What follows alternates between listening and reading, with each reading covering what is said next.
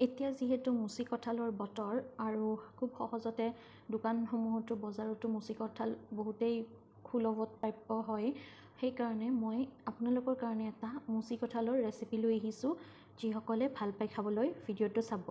আৰু মুচি কঁঠালত হাই পৰিমাণৰ প্ৰটিন আছে। মাংস নোখোৱাসকলেও কঁঠালৰ ছাবষ্টিটিউট হিচাপে ল'ব পাৰে। ই আমাৰ ইমিউন ছিষ্টেম হেল্ডি কৰি ৰাখে, আমাৰ হাৰ্টটো হেল্ডি কৰি ৰাখে, লগতে ই ল' কেলৰি। তাৰ কাৰণে মই বনাবৰ কাৰণে এইখিনি মছলা লৈ লৈছোঁ: ধনিয়া, জিৰা, জলকীয়া আৰু গৰম মছলা, লং, ইলাইচি, ডালচেনি। মই অকণমান এতিয়া এইখিনি পানীত ভিজাই থৈ দিম। মই প্ৰায় এইখিনি 10 মিনিটমান সময় ভিজাই কিনে এটা পেষ্ট তৈয়াৰ কৰিম অলপ পিছত। এতিয়া মই মছলাখিনি ভিজাই থৈ দিলোঁ ধুনীয়াকৈ। আপোনালোকে ইচ্ছা কৰিলে আৰু কিবা ইয়াতে এড কৰিব পাৰে মছলা যদি ব্যৱহাৰ কৰিব বিচাৰে। আৰু মই এতিয়া কঁঠালখিনি ধুনীয়াকৈ চেলাই কিনে কাটি লৈছোঁ সৰু সৰুকৈ। সকলোৱে জানেই কাটিব, সেইকাৰণে এতিয়া নিমখ দি দিছোঁ মই ইয়াতে, আৰু হালধি দি কঁঠালখিনি অকণমান মই মেৰিনেট কৰিম। এনেকুৱা কৰিছোঁ কিয়, কাৰণ মই কঁঠালখিনি আগতে বইল কৰি লোৱা নাই। আপোনালোকে বইল কৰি কিনেও বনাব পাৰে, কিন্তু বইল কৰিলে কঁঠালৰ টেষ্টটো মই ভাবোঁ নাইকিয়া হৈ যায়। সেইকাৰণে এনেকৈ বইল নকৰি এনেকৈ নিমখ হালধি সানি 10 মিনিট সময় ঢাকি থ'লোঁ। এতিয়া মই সৰিয়হৰ তেল গৰম কৰি কেৰাহী এখন পাতি ইয়াতে মই এইখিনি ভাজি ল'ম। ভিডিঅ'টোত দেখুৱাৰ নিচিনা মই এনেকৈ ভাজি আছোঁ। এতিয়া মই এইখিনি ভাজি থাকিম অকণমান সময় মজ খাই যোৱালৈকে। আপোনালোকে ইচ্ছা কৰিলে ইয়াতে আলু দিব পাৰে, মই আলু দিয়া নাই যিহেতু মা ডায়েবেটিছ থকাৰ কাৰণে আলু নাখায়, সেইকাৰণে আমি আলু বেছি ব্যৱহাৰ নকৰোঁ। গতিকে মই এইখিনি এতিয়া ধুনীয়াকৈ এনেকৈ ভাজি থাকিম। প্ৰায় 7-8 মিনিটমান ভাজি মই ঢাকনি দি ৰাখি থৈ দিছিলোঁ। এতিয়া মই মছলাখিনি পেষ্ট কৰি ল'ম। মই মিক্সিটোতে অকণমান জালুক দি লৈছিলোঁ গুড়া কৰি, তাতে বাকীখিনি মছলাও দি ল'লোঁ। আৰু ইয়াতে এটা পিঁয়াজ, আদা, নহৰু আৰু কেঁচা জলকীয়া এইখিনিও দি দিছোঁ পেষ্ট বনাই ল'বৰ কাৰণে। এতিয়া মই মিক্সিৰ সৰু জাৰটোত এইখিনি ধুনীয়াকৈ এটা পেষ্ট বনাই ল'লোঁ।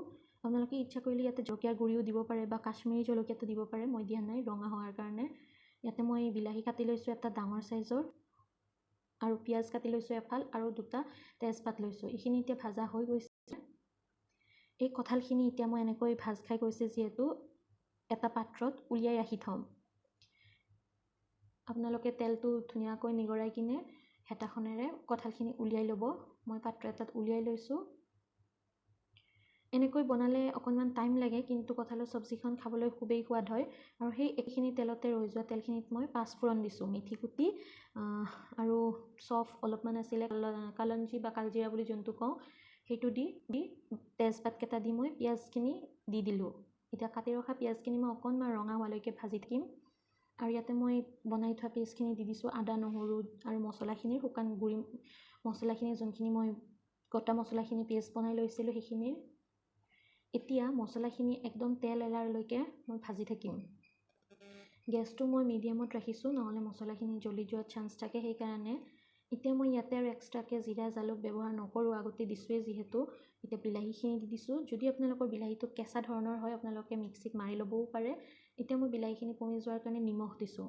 নিমখ বেছি নিদিব, মন কৰিব, কাৰণ আমাৰ আগতেই কঁঠালত দি থোৱা আছে নিমখ, সেইকাৰণে মই এইখিনি বিলাহীখিনি পমি যাবৰ কাৰণেহে নিমখ দিছোঁ। এতিয়া ধুনীয়াকৈ এইখিনি লৰাই থাকিম বিলাহীখিনি সিদ্ধ হৈ যোৱালৈকে।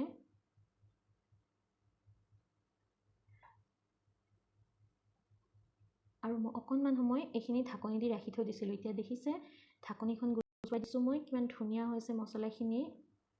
ইয়াতে যদি মই জলকীয়া গুড়ি মানে কাশ্মীৰীটো ব্যৱহাৰ কৰিলোঁ হয়, কালাৰটো আৰু ধুনীয়া হ'ল হয়, কিন্তু আমাৰ ঘৰত নাখায়, সেইকাৰণে মই ব্যৱহাৰ কৰিব নোৱাৰোঁ। তাৰপিছত কঁঠালখিনি মই দি দিলোঁ, ভাজি ৰখা কঁঠালখিনি, আৰু এনেকৈ হেতাৰ সহায়ত ধুনীয়াকৈ লৰাই আছোঁ। এতিয়া আপোনালোকে ভাজিখন যিমানেই লৰাব সিমানেই কালাৰটো ধুনীয়া হয়, আৰু বস্তুখিনিও ভালকৈ ভাজ খায়, সেইকাৰণে খাবলৈও একেবাৰে সোৱাদ হয়।